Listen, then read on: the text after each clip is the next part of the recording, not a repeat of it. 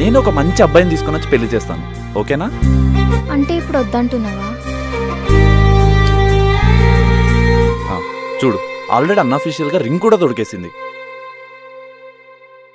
ఇవన్నీ వదిలే కీర్తి.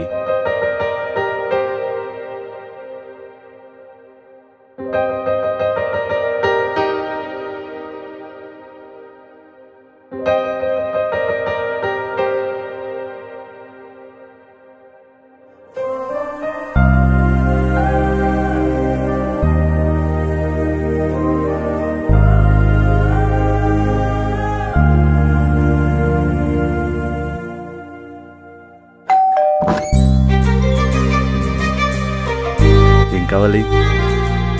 షుగర్.